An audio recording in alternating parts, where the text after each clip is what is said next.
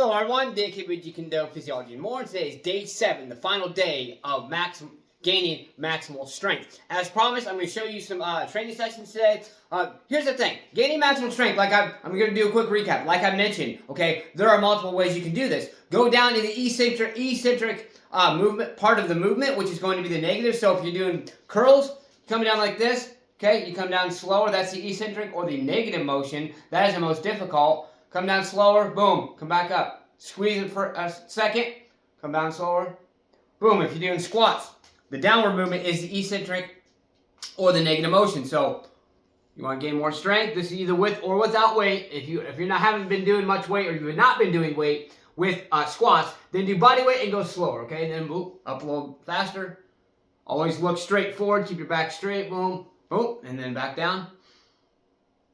You don't necessarily have to go this slow, just kind of work with it a little bit, see how much strength you're going to gain over time. You're not going to notice in a day. You should notice a little bit within a week, but you really will see the impactful results within weeks at a time, okay? But vary your training. You don't want to get burnt out on it, okay? So I mentioned that. I also mentioned the concept of time and attention, which is where, okay, so we're going to go ahead and, hold on one second.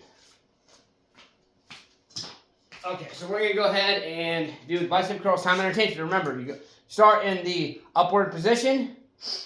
1, 2, 3, 4, right around 10 seconds. 5, 6, just feel where you'll feel where the most difficult part is. 6, 7, 8, 9. I'm going a little fast because I know about where my most difficult part is. 9, 10. Now this isn't very heavy weight, so I'm not going to notice much of a difference, but I can feel the tension. Okay, then hold it for about 13 seconds. Boom, 13. Okay, we'll say it was 13. Then go down 2, 3, 4, 5, 6, 7. And then I sometimes go back up. But now what you want to do is you don't want to start with too much weight, but you also want to make sure you have enough. So work with it a little bit. Do one set with some lighter weight, and then see how you feel. And if you feel pretty good, if it felt like it did not provide enough tension to provide some maximal strength, then go ahead and add a little bit of weight and take a quick breather, 30 seconds to a minute, and try again.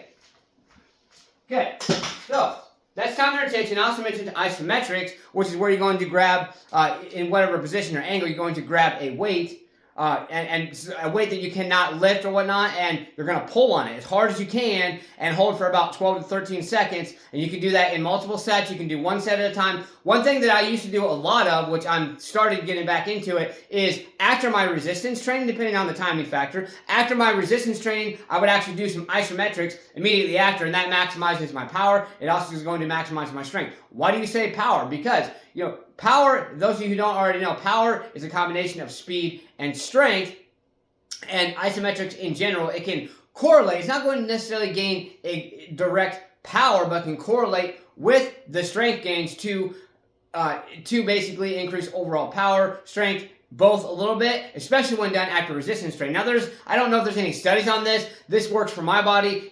So I figure, you give it a try and see what happens. You don't want to change too many factors at once, because then it's going to be difficult to tell what is actually working. So change one thing a little bit at a time, a little bit at a time. That's one mistake I made back in the days. I was changing too many factors, and it's like, okay, is this working? Is that working? Is this helping me get better? Is this helping me get better? So then I started just trying to focus on changing one factor at a time, no matter how bad I wanted to add this, add that, subtract this, subtract that. Okay, whatever it may be. All right, and then the other concept that I mentioned is increasing your lactate threshold. Once again, that is the ability of the body, the muscles, to put glycogen or sugars for glycogen to be released for performance into the muscles, as well as oxygen. So when you increase your lactate threshold, you increase the ability of your body to put glycogen back into it to increase performance, as well as oxygen to increase performance. So there's a little bit to go hand in hand with that. Then there's a concept called VO2 max. I won't get into that, but that has more to do with your oxygen levels. But they all kind of go hand in hand, because if you have too much lactic acid buildup, you won't be able to reach your VO2 max. That's why if you go out, say you're going to go for a 4-mile run, and you go out too damn hard, and next thing you know, you're fatigued and everything else, you feel like you're just, lack of oxygen, lack of just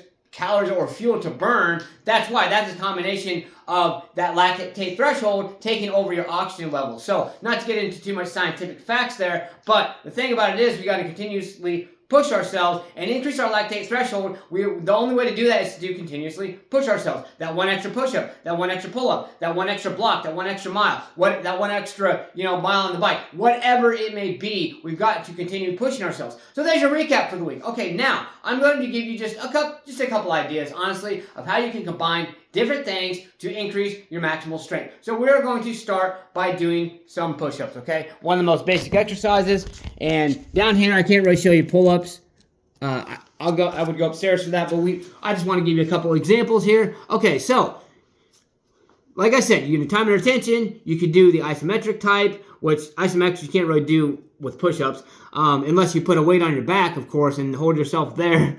That's one way to do it. And then also, like I said, time and retention, isometrics, and then you're increasing your lactate threshold. So obviously, going down slower, that's another thing too. So you can go on slower, or you can even do time and retention. Come on, Memphis. Come on, girl. Or you can even do time and retention with push-ups. 1, 2, 3, 4, 5, 6. Yeah, my kiddies love watching me do this. 7, 8, 9, 10. Okay, then hold here for 13 seconds. Make sure you're all the way off the ground. Don't be touching the ground with your chest. 9, 10, I think. 11, 12, 13. Then down slow for 7, 2, 3, 4, 5, 6, 7. Back up. Okay, then what I want you to do, and you can do this in sets. I would recommend do just one push-up like that, then go and do a bodyweight squat. 1, 2, 3, 4, 5, 6, 7, 8, 9, 10. Okay, hold it there. 1, 2, 3, 4, 5, 6, 7, 8, 9, 10, 11, 12, 13. Down for 7. 1, 2, 3. And remember, I do deep squats. 4, 5, 6, 7. All right, there we go. And back up. All right. Now, you could also change it up a little bit. So you just did time and retention that time. This time you can just fight the eccentric movement or the downward movement. Okay, so we're just gonna say do 5 of these.